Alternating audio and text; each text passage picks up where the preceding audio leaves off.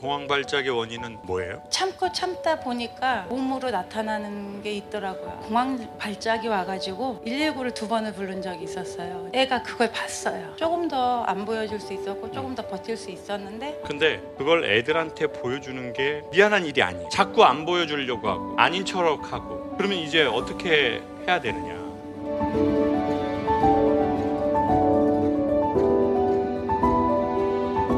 안녕하세요. 만 46세. 보통 만이라는 나이를 잘 밝히지 않는데 만 46세가 되셨습니다. 5년 전에 갑상선 암 수술을 그럴 수 있다고 했습니다. 임파선 전이가 되었습니다. 그럴 수 있지라고 했습니다. 그런데 몇 년 전부터 시력이 떨어지고 체력이 떨어지고 올해는 귀가 난청이라고 합니다. 제 몸에 적응이 되지 않습니다. 암도 그럴 수 있지 했는데 노하는 기분이 참 착잡합니다. 의사 선생님 말씀이 지금 귀의 상태가 후진 40대라고 하고 60대가 되면 보청기를 하고 살라고 하십니다. 언제쯤 노아도 그럴 수 있지 하게 되는 날이 올까요? 지금은 암 치료는 어떻게 되셨어요? 이번에 5년째 돼서 지금은 괜찮고요. 그러면 완치 판정을 받으신 거예요? 6개월에 한 번씩 정기검진 받으면 된다고 하셔서 그렇게만 다녀요. 완치는 되셨고 네, 6개월에 한 번씩만? 정기검진만. 그래요. 박수 한번 주십시오. 그러면 일단 큰 산은 넘었고 근데 저는 그게 그렇게 크지 않았어요. 어떤 게요? 그냥 나은 갑상선 게? 암 수술을 했다는 게 그러니까 안 하려고 했었거든요. 그러면 그렇게 크지 않은 수술인데 이거를 굳이 해야 돼서 목에다 흉터를 남기고 이런 것도 있었고 뭐 그거 혹 하나 달고 사는 게 뭐 이렇게 큰일이라고 이런 생각이 있었거든요. 근데 병원에서 이제 원장님이 좋지 않은 혹을 왜 달고 사냐 해서 수술을 했는데 이제 임파선에 전이가 돼 있던 거죠. 그러면 이제 한 게 다행이잖아요. 그렇죠. 네. 지금 뭔 상황인가요? 다시 한번 제가 생각을 해볼게요. 이제 선생님의 고집대로 했다면은 큰일 날 뻔한 거네요. 그렇죠. 근데 그 선생님이 해라.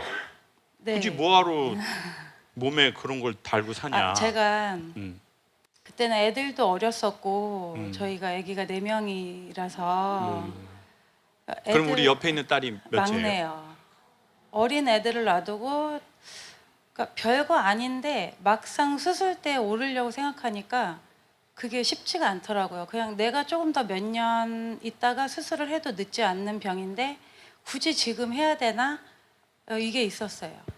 그래서 그때는 별로 안 하고 싶었고 했는데 해야 됐더라고요. 그럼 선생님 고집대로 했으면은 없겠죠. 그렇죠. 네.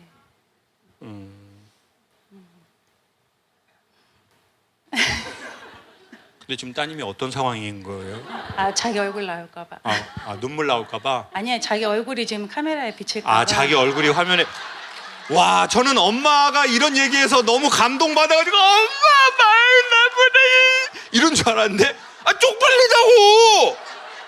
왜 자꾸 말을 해서 내 얼굴을 나오게 하냐고. 짜증난다고. 지금 이런 상황인 거예요? 네. 이게 제가 사연을 쓸 때 그냥 혼자 속풀이 하려고 여기 와서 썼던 건데 이게 채택이 될 줄 몰랐어요. 그래서 걱정하지 마라. 저는 그런 거였기 때문에. 그래요. 따님 사춘기예요? 저희 애들은 사춘기가 딱히 없었던 것 같아요. 사춘기입니다. 지금 사춘기입니다. 지금 사춘기입니다. 사춘기 아닌 애들이 저러기 어렵습니다. 네. 우는 거. 우는 거였네요. 이게 제가 네. 몸이 아픈 거에 대해서 저희 막내가 좀 놀랬던 게 얼마 전에 공황 발작이 와가지고 누가요? 제가 119를 2번을 부른 적이 있었어요. 근데 애가 그걸 봤어요.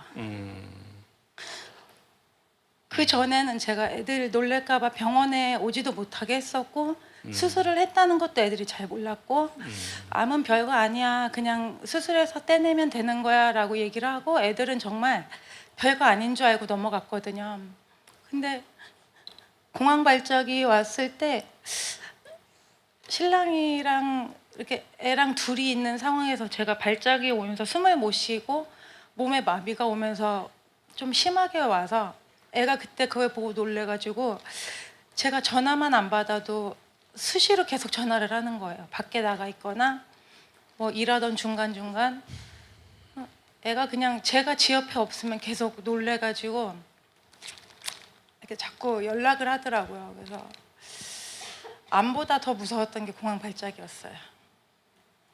그 순간 눈을 뜨고 싶어도 눈도 안 떠지고 숨을 쉬고 싶은데 숨도 안 쉬어지고 나 괜찮아라고 얘기를 하고 싶은데 그래서 아까 그 말씀하셨잖아요. 남들 앞에 나는 괜찮아라고 가면을 쓰고 제가 그렇게 살 수밖에 없더라고요. 애들 때문에. 근데 그러면 그 공황 발작의 원인은 가장 큰 건 뭐예요? 뭔가 문제가 있는데 그걸 인정하지 참고 않고 참았어요. 괜찮은 척하기 때문에 참고 참다 보니까 몸으로 나타나는 게 그래요. 있더라고요. 잘 오셨어요. 그러니까 어떻게 보면 오늘 우리가 얘기한 난 다리에서 지금 계속 열이 나는데 내 이미지나 내 역할이나 아니면 사람들이 싫어할까? 저는 뭔데 왜 저런 걸 해? 그러니까 이거를 계속 생각하다 보니까 너무 튀지 말아야지. 내 역할을 잘해야지. 남한테 피해 끼치지 말아야지. 이제 그런 마음이 당연히 우리한테 좀 있을 수 있으니까 어머니가 이제 그렇게 해서 또 이제 아이들도 넷이 있으니까 이건 또 더 특수한 경우고 그러니까 내가 애들이 이걸 알게 하지 말아야지. 그러니까 엄마 이거 아무것도 아니야. 그냥 엄마 이거 엄마 너 옛날에 그거 한 거 알잖아. 레이저 제모. 엄마 수영 막 코수염 많이 나가지고 레이저 제모 7번 했잖아. 이거 그냥 그런 거야. 그냥 오히려 더 농담하고 더 가볍게 말하고 아무것도 아닌 것처럼 말하고 분위기 좀 어둡지 않게 하려고 하고 이제 그러다가 이제 이게 참아서 암은 좋아졌는데 이제 그게 몸으로 이렇게 드러난 것 같네요. 그런 거죠? 네, 그런 게 좀 컸던 것 같아요. 지금은 항상 그 광경을 그걸 봤던 막내한테 제가 너무 미안한 거예요. 조금 더 안 보여줄 수 있었고 조금 더 버틸 수 있었는데 정말 의도치 않게 그게 한 번은 운동을 하다가 쓰러져서 그렇게 공황 발작이 왔었고 한 번은 이제 애가 보는 앞에서 갑자기 쓰러지면서 그렇게 왔다는 게 이제 사회생활 하기도 사실 무섭기는 하더라고요. 근데 지금 어머니가 얘기하신 말 안에 저는 좋은 키워드가 있다고 생각하는데 그걸 애들한테 보여주는 게 미안하더라고요라는 여기에서 사실은 우리의 안 좋은 출발이 시작된 것 같아요. 그거는 이제 미안할 수 있지만 미안할 일은 아니라고 생각하거든요. 그러니까 충분히 엄마로서 미안할 일이야. 근데 미안한 일은 아니에요. 지금 여러분 표정이 뭔 말장난이냐 하시지만 이렇게밖에 말할 수 없을 거예요. 미안할 수 있는 일인데 미안한 일이 아니에요. 그리고 그걸 미안하게 생각하면 제가 보기에 공황 발작은 더 어디 지하로 들어가 가지고 나중에 이 지하 물이 차면 한꺼번에 팍 약한 지면을 뚫고 팡 하고 터져버릴 거예요. 그러면 이거를 방지하려면 어떻게 해야 되냐? 미안하지만 이건 미안할 일 아니라는 거예요. 그리고 이렇게 광장에서 서로 이야기해야 돼요. 엄마한테 그런 게 있었어. 그래서 오늘 너무 잘 된 거예요. 이거 잘 뽑힌 거예요.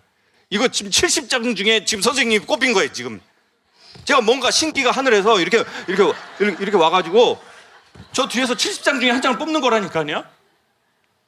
그리고 여기에 뽑아도 이게 시간상 다 못하니까 제가 심지어 어떻게 하는 줄 아세요? 이게 한 10 몇 장 돼요. 근데 실제로 방송에서는 3, 4번밖에 못해요. 근데 다 좋은 내용이에요. 그러면 여기에서 제가 나오면서 최종 저 뒤에서 뭐 한 줄 아세요? 이렇게 하고 여기 넣어요. 그리고 이렇게 뽑는 거예요. 여기에 뽑혔다는 게 뭐예요? 선생님이 광장에서 우리 따님 앞에서 이런 얘기를 할 기회. 그래야 우리가 좀 더 좋아지거든.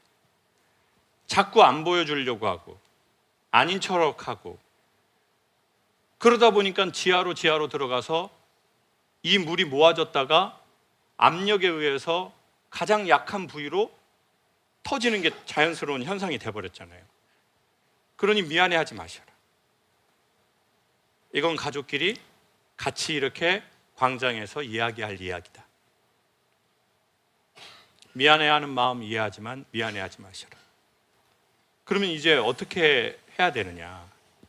어두움을 퍼낼 수 있는 유일한 방법은 무엇입니까? 이렇게 하실 거예요? 어두움은 소쿠리로 퍼낼 수 없거든요.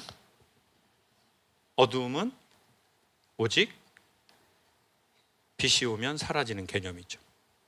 해가 들어오면서 빛과 열을 발생하면서 이 물이 마르고 어두움이 사라지기 시작하거든요. 그러면 해란 뭐냐? 어머니가 되게 좋아하는 좋은 경험. 뭐 좋아하세요? 뭐 할 때 신나고 기분 좋으세요? 시간 빨리 가고. 텃밭 가꾸고 이런 거. 텃밭 가꾸는 거? 지금 어디 사세요? 천안이요. 그럼 텃밭이 좀 있으세요? 이번에 1년 그거를 임대. 대여를 했어요. 임대를. 네. 몇만 평이요? 아니 몇십만 평? 50만 평? 50만 평? 5평이요. 5평. 신랑이 말려가지고 너무 신랑이? 많이 하면 어. 처음부터 지친다. 아. 첫 해니까 5평만 해보자 해요. 그럼 이제 그거 하면서 선생님이 좋아지실 거예요. 소소하게. 저는 가지치는 거 좋아하거든요. 잘 맞더라고요. 가지치기 하는 거. 그래서 제주도에 저는 진짜 많으면은 오히려 병돼요. 저는 곶자왈 알아요? 곶자왈 70만 평 소소하게 이렇게 그냥 거기 뭐 노루도 이렇게 지어다니면 이제 서로 인사하고 막 고라니 같은 애 막 이런 애들이 그 고라니 소리 알아요? 고라니 서로 하이 하고 막 너무 좋아요. 소소하게. 인생은 작은 데서 행복을 찾아라. 70만 평 작은 데서 인생 욕심 버려라. 친구들하고 이렇게 거기 버섯 같은 거 친구 좀 주고 그럼 좋잖아요. 저는 그걸 73년생이 소띠 51인데요. 요즘에 처음 해보는 것 같네요. 이렇게 전정가위 살 때부터 기분 좋아요. 그걸 어머니 많이 하세요. 그리고 말씀드린 대로 무조건 체력을 길러야 됩니다. 천안이시죠? 뭐 타고 가세요? 집에 가실 때? 기차요. 기차? 무슨 역에서 내리세요? 천안 아산역에서 내려요. 천안 아산역. 저는 어느 역이에요? 수서역에서 수서역. 타서 그럼 천안 수서역에서 아산역. 뛰어가면 건강에 도움이 되는데 좀 너무 무리인가? 덤블링하면서 가래요. 덤블링하면서 수서역에서부터 천안역까지 덤블링하러 9시 뉴스에 나오겠네. 일단 추천하고 싶은 건 체력을 기르셔라. 두 번째, 텃밭 용품 지금부터 사세요. 뭐 사신 거 있어요? 물조로하고 물 이렇게 주는 거 하고. 네, 호미하고 장화. 네, 그 모자 다 샀어요. 다 사셨어요? 장비빨이라. 그렇죠. 5평인데 너무 많이 사신 거 아니에요? 5평 요만큼인데 지금 돈 엄청 많이 쓰셨네. 정말 너무 잘하신 것 같아요. 굿. 꼭 하시고 미안하지만 미안해하지 마십시오. 그래야 아이에게도 좋고 엄마에게도 좋을 것 같아요. 우리 따님 엄마 아픈 거 그때 알게 된 거죠? 얼굴 나오기 싫어요?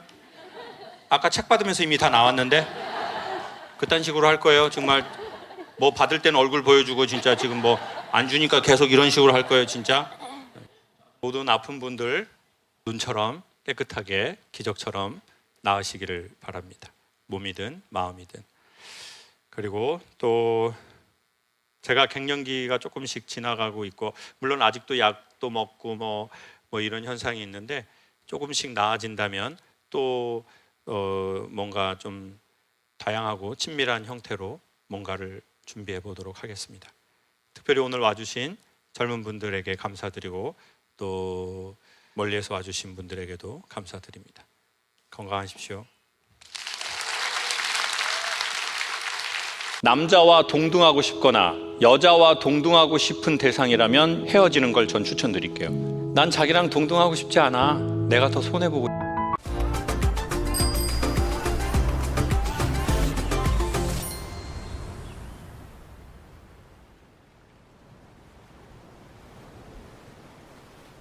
그러니까 우리가 참 희한하게 어렸을 적에 놀다 보면 만화에서도 보면 착한 편, 나쁜 편이 있잖아요. 근데 꼭 지는 착한 편이죠. 그리고 쟤는 나쁜 편이래. 저는 진정한 히어로는 라고 생각해요.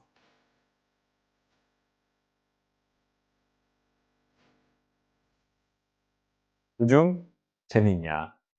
이거는 너 요즘 막 맨날 웃냐? 이 말이 아니고 요즘 집중되는 게 있어요? 심장이 뛰는 게 있어요? 전 그 말이라고 생각해요. 매일 즐겁다면 미친 분이라고 봐야 되겠죠. 근데 이제 그 주제는 되게 중요한 것 같아요. 저는 이제 이 책에서도 계속 그 언급을 되게 중요하게 하고 있고, 저도 예전부터 인생은 대학과 같아서 전공 필수가 있고 전공 선택이 있고 교양 선택, 교양 필수가 있는 것 같거든요. 이 얘기를 하니까 옛날에 5.0 만점에 3.2 받은 기억이 나네요.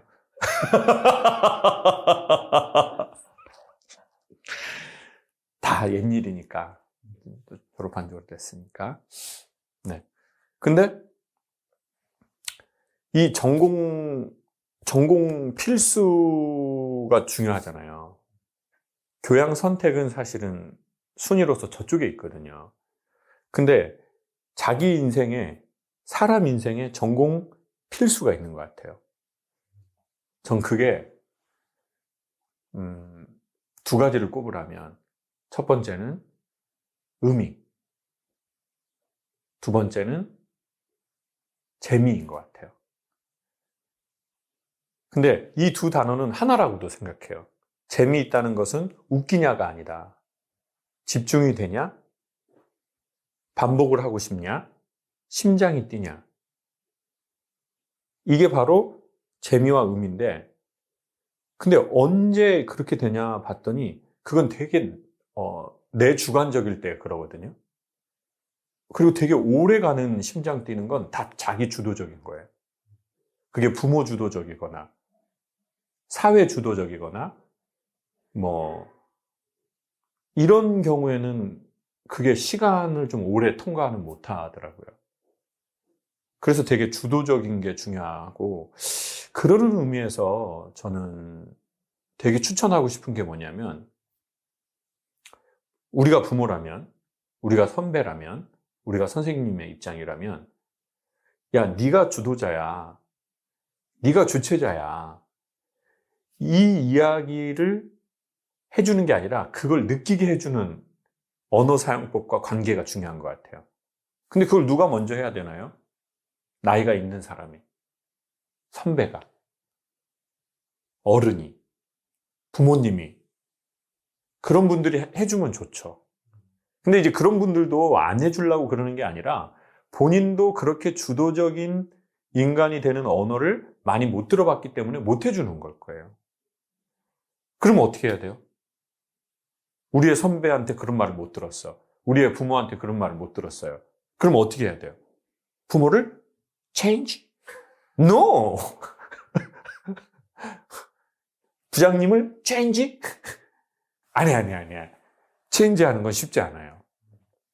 그럼 어떻게 해야 되느냐? 내 부모, 내 선배, 내 선생님이 나한테 그런 주도적인 말을 못 해준 걸 원망하기보다는 저는 그 말이 있는 곳에 가서 커넥팅을 하라고 추천하고 싶어요. 그러니까 이 책도 결국은 보면 이 저자거든요. 우리가 저자를 만나는 거잖아요. 그 저자의 에너지를 만나는 거거든요. 활자를 통해서. 모두 다 언어죠. 그러니까 좋은 책 보고, 좋은 영상 보고, 왜 내 주변에 없다고 원망할 필요는 없잖아요. 원망이 안 좋은 친구들을 데리고 오거든요. 불평을, 분노를. 그러니 저는 여기에서 되게 중요한 점이라고 생각하는데, 그 언어들을 커넥팅하고 그 언어에 노출되자. 저는 진정한 히어로는 건강한 이기주의자라고 생각해요. 근데 여기에서 우리가 잘못 가면 억울한 이타주의자가 될 수도 있거든요. 나는 되게 남을 이해한다고 생각하는데 되게 억울해.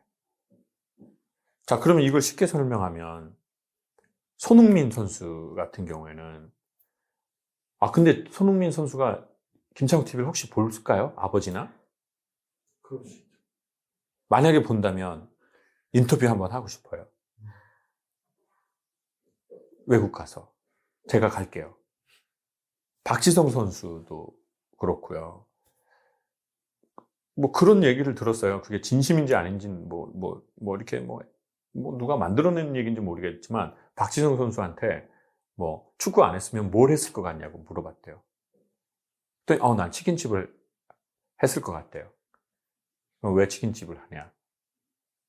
치킨은 저녁에 보통 장사를 하니까 낮에는 내가 좋아하는 축구를 하려고. 내가 그럴 만큼의 그걸 갖고 있다는 건 인간이 너무 주도적이고 멋진 일이에요. 자, 근데 내가 축구를 할 때 박지성 선수가 되게 유명하잖아요. 지금은 손흥민 선수가 막 그 바톤을 이어받았지만, 자, 박지성 선수한테 물어봤어요. 그랬더니 이런 얘기를 또 해요. 나는 유명해지고 싶었던 적이 없다. 그러니까 유명해지고 싶었던 적이 없다. 나는 축구를 잘하고 싶었을 뿐이다. 되게 자기 주도적인 얘기잖아요. 나는 축구를 잘하고 싶다. 자, 근데 축구를 잘했는데 어떤 일이 벌어졌어요? 그 축구를 보는 수많은 사람이 즐거워. 그 사람이 잘하는 축구를 보고. 그러니까 뭐가 따라와요? 머니가 따라온 거죠. 전 이게 정말 이상적 라이프인 것 같아요. 내가 너무 잘하고 싶은 게 있고, 내가 너무 잘하고 싶은 것이 있어서 그걸 잘하게 되니까 그걸 사람들이 너무 좋아하고, 그거로 인해서 경제력이 발생하는 건 진짜 럭키한 것 같아요. 인간 삶에 있어서. 내가 좋아하는 걸 했어. 잘하고 싶은 게 있어. 그랬는데 그걸 보고 사람들이 너무 좋아해. 이게 건강한 이기주의자라는 거죠. 자, 그러려면 그 첫 번째가 뭐예요? 수많은 어려움을 넘었을 텐데 그 사람들이 되게 주도적인 거죠. 자기가 되게 의미 있어 하고 재미있어 하는 그 무언가가 있는 거예요. 그러니까 수많은 저항감을 이겨낸 거죠. 평발인데도 이겨내고. 자, 건강한 이기주의자가 되려면 어떻게 해야 돼요? 자기의 의미와 재미를 알아내는 거죠. 그러면 어떻게 돼요? 주도적인 인간이 되는 거예요. 제가 보기에 우리는 주도적이지 못하게 되는 가장 큰 이유가 우리가 의미 있어 하고 우리가 재미있어 하는 그 지점을 발견해내고 찾아내지 못하는 게 가장 큰 원인이라고 생각해요. 그리고 그러면 사회가 왜 그러냐? 우리 안에 너무나 다양한 씨앗이 있는데 너무 안타깝게 이렇게 나뉘어버린 거예요. 이과, 문과. 우리 조은출님 이과예요, 문과예요? 문과. 우리 PD님은? 문과. 근데 예체능일 수도 있잖아요. 그쵸? 근데 세상을 어떻게 그렇게 흑, 백, 너 문과, 너 이과, 너 예체능 어떻게 이렇게 단순하게 나눌 수 있단 말이에요. 삶은 그 안에 되게 복잡하고 다양하고 이게 있거든요. 근데 우리가 그 안으로 어느 날 들어가 버리고 그리고 또 그 안에 들어가다 보면 그 안이 안정하면 그 안정을 또 벗어날 수가 없을 때가 있어요. 그럼 나이가 먹으면 어떻게 돼? 카드값이 나와. 그러다가 또 어떻게 결혼을 하게 돼? 아이가 생기게 돼. 그러면 우리는 최소한의 안정감들이 필요하다 보니까 결국 우리의 그걸 못 찾아내고 억울하니까 우리는 보상을 자꾸 받을지 몰라요. 그러니까 자기 삶에 선물을 주는 게 아니라 억울하게 내 주권적 땅을 빼앗겼으니까 보상을 하는 거죠. 먹는 걸로 하든 옷으로 하든 여러 가지의 패턴이 있겠죠. 술로 하든 게임으로 하든. 그리고는 우리는 나이가 먹어갈수록 마음의 힘을 잃어갈 수 있겠죠. 그래서 내 안에 빌런의 씨가 있구나. 그럼 우리가 할 수 있는 일은 뭐냐? 우리의 의지는, 우리의 소망은 어떤 시에 물과 자양분을 공급하고 햇빛을 조금 이렇게 비추어질지를 하는 게 우리의 의지와 우리의 어떤 소망이라고 생각해요. 우리의 바라는 바이라고 생각해요.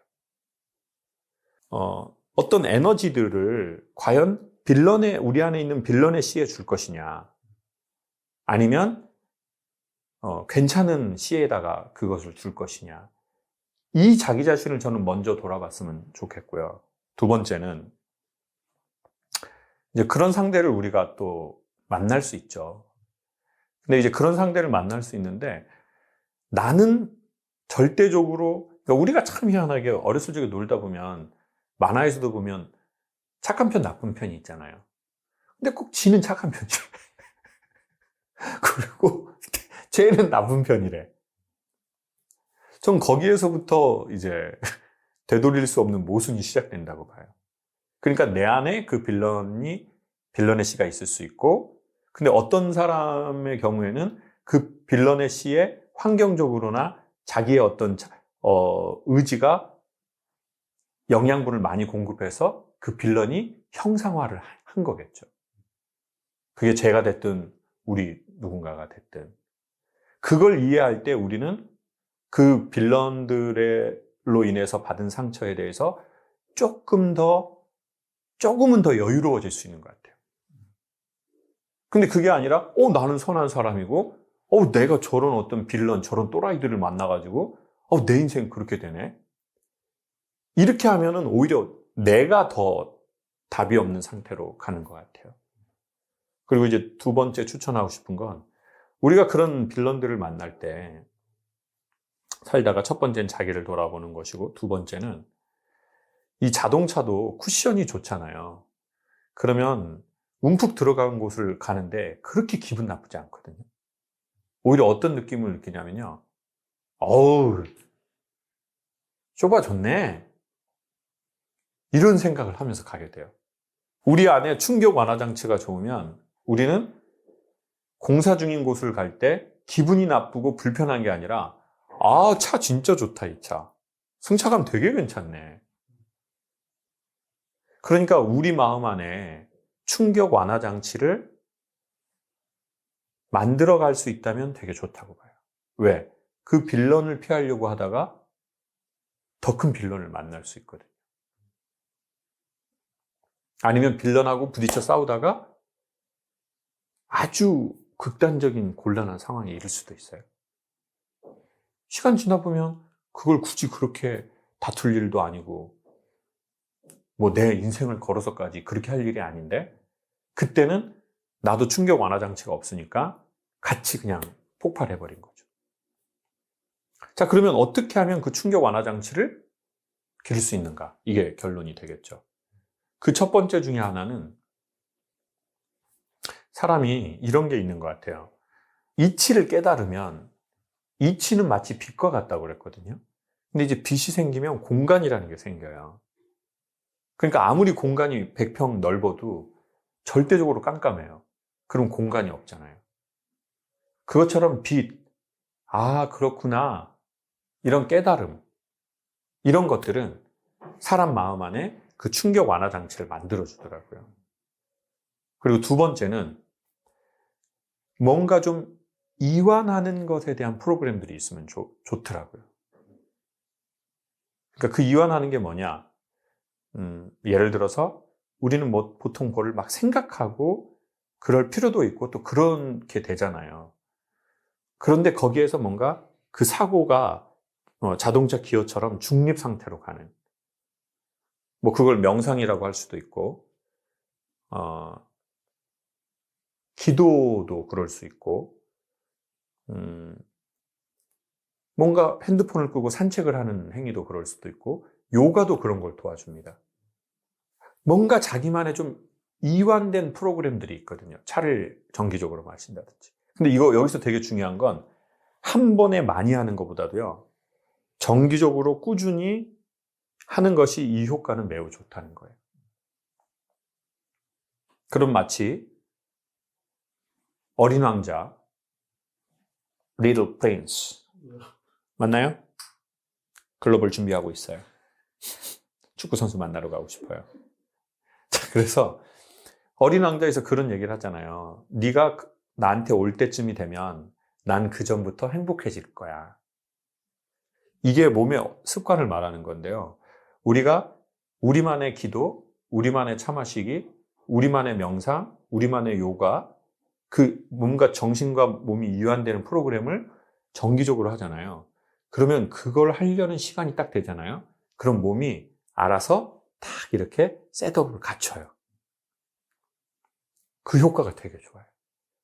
그러니까 한 번에 이빨이 땡기기보다는 정기적으로 꾸준히 자기만의 이완되는 그 무언가를 갖고 있으면 좋다.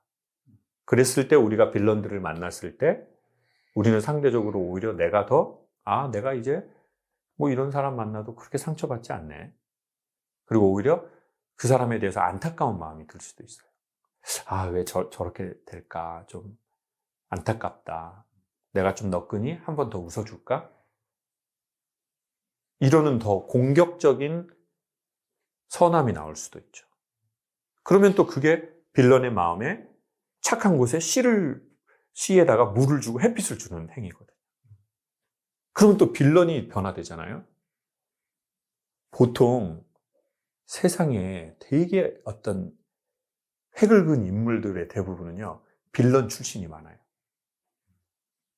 성경책에도 보면 폴, 한국말로 하면 바울. 이 폴이 그 폴이 아니에요. 그 버섯돌이에 나는 요술가 맛술 봉딱뿌리 거기에서 그 폴 있거든요. 항상 따라다니면서 그 빌런 역할을 하는 애 있어요. 자, 그 폴이 아니라 바울이라는 사람은 처음에 빌런이었잖아요. 근데 뭔가 자기가 어떤 한 큐에 뭐가 탁 되니까 어떤 분야에 상당한 획을 긋는 인물이 돼버리죠. 그러니까 저는 빌런과 어떤 의인 한 큐 차이라고 생각해요. 한 끗 차이다. 우리 마음 안에도. 너무너무 이 저자는 진짜 저는 알고 계신 분이라고 생각해요. 왜 그 마무리를 죽음을 기억하라, 너의 죽음을. 사실 저의 이 작은 강연들과 이야기들도 죽음에서 시작됐거든요.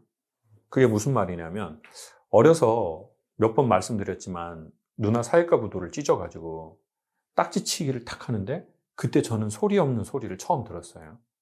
그게 사람이 죽으면은 이런 어떤 장소를 이동해서 어디로 가는 것이냐, 아니면 이 생각하는 이런 게 아예 다 없어져 버리냐는 거에 대한 질문을 이렇게 딱지치기 하다가 뭔가 정말 만화 영화처럼 이렇게 들리더라고요, 그게. 자, 근데 이거는 종교를 떠나서 사실이잖아요. 우리 모두는 죽고 언제 죽을지도 모르고. 그러면 죽으면 우리가 어디로, 그 영혼 같은 게 뭐 영화에서처럼 어디 뭐 안드로메다 뭐 어디로 가나? 뭐 사람들이 말하는 뭐 천국으로 가고 뭐 지옥으로 가고 뭐 연옥으로 가고 어디로 가는 건가? 아니면 그런 거 없이 그냥 아예 모든 이 사고 체계와 이게 모든 존재가 소멸되는 것인가? 그러면서 이제 저는 죽음으로부터 시작한 것 같아요. 그러니까 죽음이다라는 건 뭐냐면 제 생각에는 더 삶을 명확하게 규명해 주는 것 같아요. 왜냐하면 이게 한정판이잖아요. 이거 좀 그렇게 하기가 그런데 리미티드 에디션이거든요. 이게 지금 계속 나오는 게 아니에요. 우리의 시간은, 우리의 생명은 되게 한정적인 거거든요. 근데 뭐 이럴 수 있어요. 각 종교에 따라서 뭐 죽어서 뭐 어디를 간다, 뭐 윤회를 한다 할 수 있어요. 근데 저는 그거에 대해서 제 의견은 이렇게 말할게요. 그건 각자의 의견과 믿음이에요. 그래서 저는 전체적인 시선으로 보면 불확실하다고 말해야 된다고 생각해요. 근데 각자의 믿음과 시선으로는 확실한 거죠. 자, 그러면 가장 확실한 건 뭐냐? 살아있는 이 시간은 가장 확실해요. 그리고 우리가 죽는다는 것도 매우 확실하죠. 자, 그러면 그 확실성을 두고 봤을 때 우리는 우리 인생에 대한 소중함이 생기고 명확함이 생긴다는 거예요. 그러면 이 가장 확실한 것 안에서 어떻게 내 인생을 관리하고 관계 맺어 나가고 살아나가는 거지? 왜? 한정된 건 매우 소중하거든요. 우리가 이게 무한정이라고 그러면 전 좀 덜 소중해도 될 것 같아요. 그리고 한 100년은 그냥 막 이렇게 지내고 또 100년은 그냥 이렇게 지내고 뭐 그래도 될 것 같아. 근데 우리의 시간이 100년도 못 살고 심지어 그 안에서도 우리는 정해진 게 없이 매우 짧다는 거. 너무너무 소중하니 이 한정된 것을 도대체 어떻게 바라볼 거지? 어떻게 대해야 되지? 그래서 정말 책은 지혜롭고 또 그것을 구체적으로 그러니까 이렇게 해봐라. 전 되게 놀랐어요. 제가 전에 죽고 나서 사람들이 오는 건 좀 별로 같더라고요. 그럼 난 죽었는데 내가 PD가 왔는지 조연출이 왔는지 5만 원 냈는지 해장국만 먹고 가든 그게 나랑 뭐 이렇게 대단한 뭐가 있어요. 그러니 내가 살아서 의식이 마지막으로 선명할 때 형식적인 사람 말고 내가 정말 마지막으로 보고 싶은 사람, 내가 미안하다고도 얘기를 해야 할 사람도 있을 테고, 아니면 내가 진짜 고마움을 전해야 될 사람도 있을 수 있잖아요. 아니면 보고 싶었다고 얘기를 하고 싶은 사람이 있었을지도 몰라요. 그 사람들을 내가 죽기 전에 마지막으로 이렇게 둘러서 한마디씩 하고 또 그들도 저에게 한마디씩 하고 유서도 써보고 너무 나이 먹지 말고 젊었을 때 그리고 1년이 지나서 내가 쓴 것도 한번 보고 그런 거에 대한 전 되게 놀란 게 나 말고도 또 외국에서 이런 걸 생각하시는 분이 되게 구체적으로 이걸 써놓으셨네. 전 그걸 구체적으로 써놓진 않았거든요. 그래서 한번 기회가 되시면 이렇게 보시면서 전 책에서 한두 단어만 건지고 한두 문맥만 건져도 전 건진 것 같아요. 사실 우리에게 정말 큰 거는 개인차가 있지만 책 가격보다 그 책을 쭉 읽어내는 시간이 너무 귀하다고 생각하거든요. 이 영상도 이 책도 여러분에게 그렇게 되기를 바라겠습니다. 우리의 시간은 소중하고 매우 짧으니 의미 있고 재미있게 살았으면 좋겠습니다.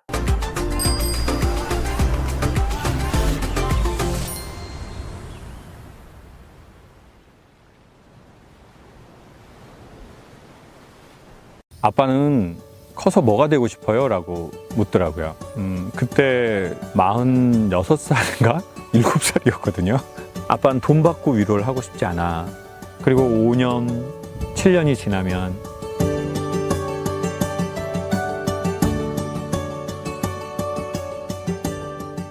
안녕하세요. 김창옥입니다.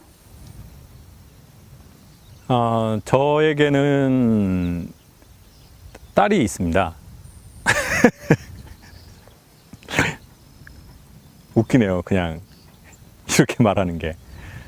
딸이 있는데 이제 그 친구가 좀 저를 닮은 것 같아요. 뭐 외모를 말하는 게 아니라 이제 말을 배우기 시작하면서 어떤 질문을 하거나 말을 할 때 보면 이제 부모들이 그런 걸 느낄 수 있잖아요. 이 친구가 약간 생각하는 방식이나 뭔가 그런 게 되게 나랑 뭔가 비슷하네.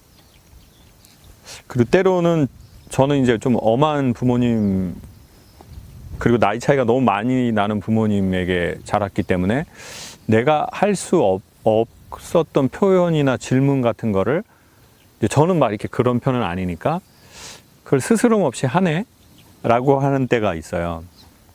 이제 그 중에 하나가 뭐냐면 그 친구가 한 이제 7살 때쯤에 저보고 이제 이렇게 질문을 하더라고요. 아빠는 커서 뭐가 되고 싶어요? 라고 묻더라고요. 46살인가? 7살이었거든요. 뭐 한 45 이상은 됐던 것 같아요. 근데 45이 된 아빠에게 아빠는 커서 뭐가 되고 싶냐고 묻더라고요. 근데 그 질문이 되게 인상 깊었어요. 그리고 난 이미 다 컸는데 그걸 7살짜리 애가 물어보네. 커서 뭐가 되고 싶냐고. 그리고는 그때는 그냥 이렇게 이러고는 그냥 지나갔는데 이제 시간이 지나서 보니까 제가 이제는 그 질문에 대해서 답할 수 있게 된 것 같아요. 아빠는 커서 뭐가 되고 싶어요? 라고 한다면 그 질문을 제가 이제 받는다면 전 아이에게 그렇게 말하겠어요. 아빠는 정직한 어떤 농산물이나 수산물이나 임산물이나 사람들이 필요로 하는, 사람들이 찾는 그 무언가를 유통을 해서 아빠는 돈을 벌고 싶어. 근데 그게 최종적인 목적은 아니고 아빠는 그렇게 돈을 벌어서 아빠는 사고 싶은 게 있어. 근데 그게 아빠는 뭐냐면 집도 사고 싶고 가수원도 사고 싶지만 그거보다 더 사고 싶은 게 있는데 아빠는 시간을 사고 싶어. 그리고는 그 시간을 사서 뭐를 하려고 하냐면 사람이 살아가는데 돈이 필요하잖아. 먹는 것도 입는 것도 학교 다니는 것도 너 학원 과외비도 다 돈인데 그 돈이 필요한 노동을 하지 않고 내가 아주 오롯하게 돈과 상관없이 아빠가 그냥 하고 싶고 의미를 느끼고 재미를 느끼고 흥미를 느끼는 그 경험을 하고 싶어. 아빠는 그게 나중에 돈이 된다면 좋지만 설령 돈이 되지 못한다 하더라도 아빠는 그 일들을 하고 싶어. 사실 그게 1번이거든요. 그리고 2번은 그렇게 해서 아빠는 유통으로 돈을 벌게 되면 아빠는 이제 돈 받고 하는 강연을 하고 싶지 않아.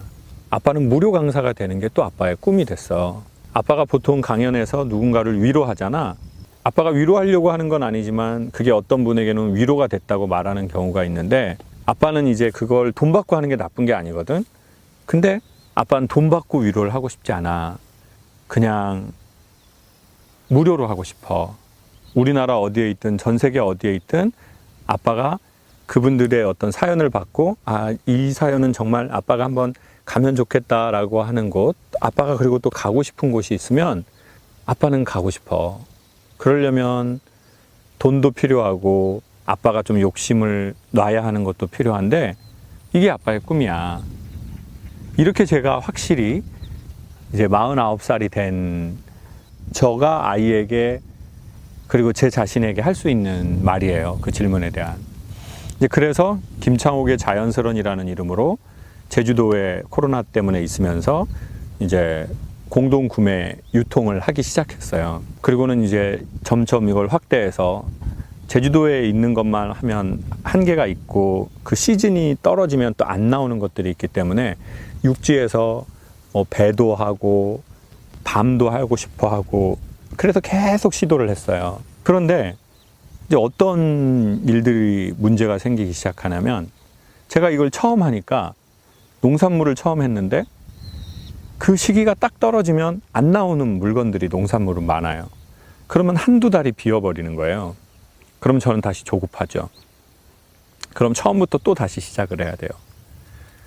이제 그렇게 돼서 또 고마운 분들이 한두 분씩 생겨서 소개를 시켜주시는 거예요. 그러다가 안성에 있는 배 농가를 방문했어요. 그래서 이 배를 공동 구매를 이제 제가 유통을 하기를 원하는데 먼저 제가 그 농가에 방문을 하고 뭔가 저희 엄마 말씀대로 알아야 면장을 해. 창호가 알아야 면장을. 근데 이 면장이 면의 장 그거 말하는 거죠, 피디님. 이장, 면장, 읍장. 알아야 면장을 해.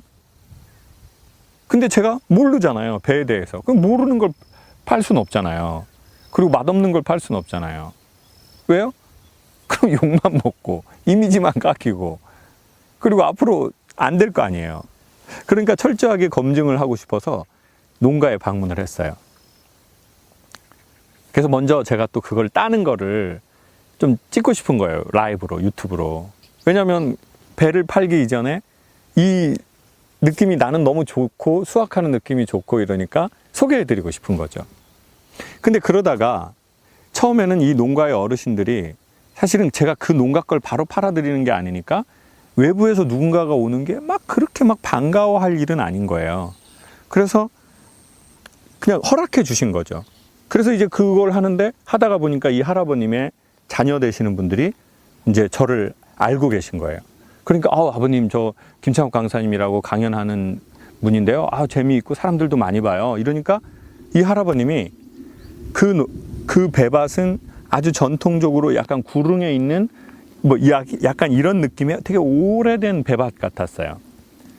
그런데 할아버님이 아이고 난 몰라봤다고 그러면서 다른 데 한 군데 더 가자시는 거예요. 그래서 이제 제 느낌에는 약간 거기를 좀 소개하고 싶어 하시는 마음이 있나 이런 생각이 들었어요.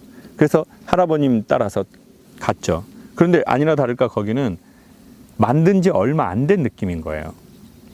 할아버님이 얘기해 주시더라고요. 논에다가 흙을 막 이렇게 넣어가지고 밭을 만드신 거래요. 배밭을. 그래서 배밭을 만들어서 약간 그 정서의 느낌이 약간 그냥 좀 왜냐면 논에다가 그걸 만들어 놓은 거니까 그냥 일렬 정연하게 탁탁탁탁 이렇게 심어 놓은 거죠.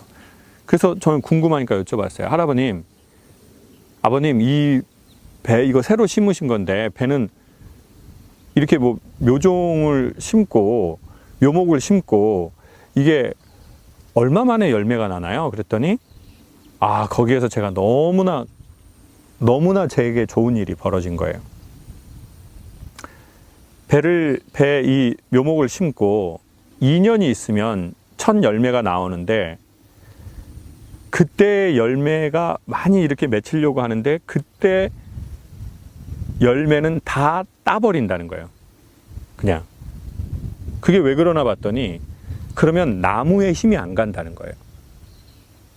그렇지 않아도 새로 시작하는 나무니까 뿌리를 내리는데 시간이 필요한데 열매가 조그맣게 맺기 시작하는데 이거를 그대로 내버려 두면 상품의 가치가 있는 배가 나오지도 않고 나무가 힘이 없어진다는 거예요. 그래서 그때는 다 잘라버린다는 거죠. 그리고는 5년이 지나고 올해 7년이 되어서 첫 수확을 한다는 거예요. 상품성 있는 게 7년에 처음 나왔다는 거예요. 그 얘기를 듣는데 제 마음에 마치 그런 현상이 벌어지는 거예요. 그러면 그 노래 아세요? 구주여 광풍이 일어 큰 물결이 뛰놀며. 찬송가에 그런 노래가 있거든요. 광풍이 이는 배에 그 배를 띄웠는데 모두 다 죽게 되었다는 거예요.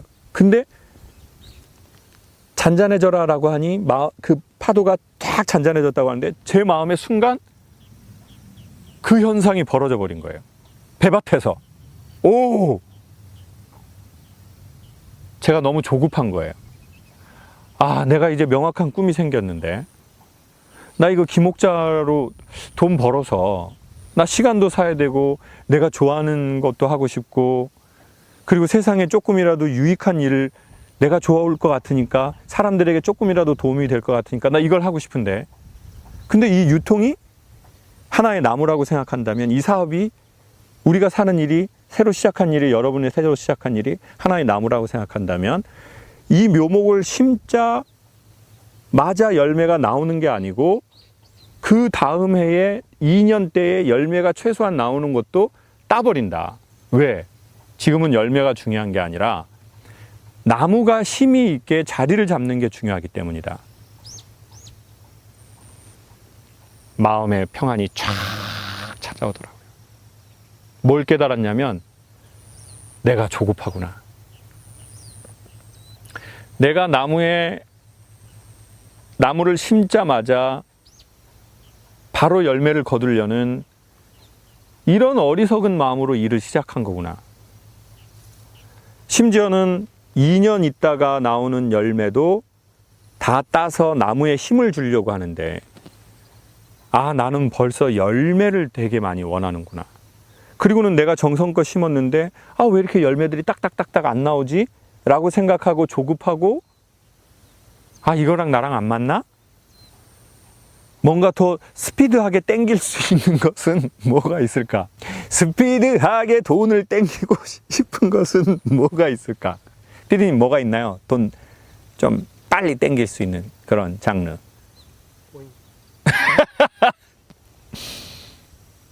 어떤 코인이 떨어지는 줄 아세요? 피디님이 산 코인. 주식은 언제 떨어지나요?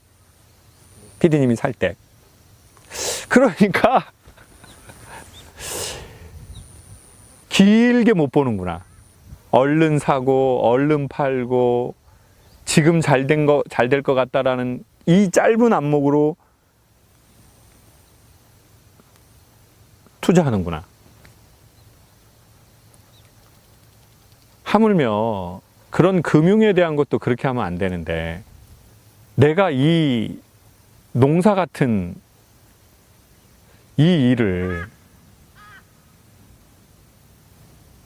그렇게 하면 안 된다고 지금 까마귀가.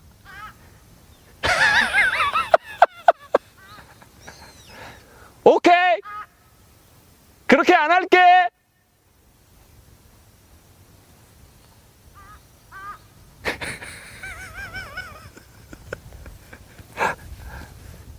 여러분 보셨죠? 까마귀가 지금 얘기해주고 가잖아요. 그렇게 하면 안 된다. 여러분 뭔가, 여러분 결혼이라는 묘목을 심었을 수도 있고, 자녀 교육이라는 묘목을 심었을 수도 있고, 사업이라는 묘목을 심었을 수도 있고, 우리가 다른 지역으로 이사를 갔을 수도 있고, 이직을 했을 수도 있고, 이민을 갔을 수도 있고, 뭔가 새로 시작하거나 이동을 해서 새로 시작한 모든 것들은 농사와 되게 비슷한 것 같은데요. 우리 너무 조급해하지 말고 1년, 2년은 작은 열매가 생긴다 하더라도 그걸 다 따버립시다. 그리고는 우리 그 일에, 우리의 그 마음에, 나무에 힘을 주는 일을 합시다.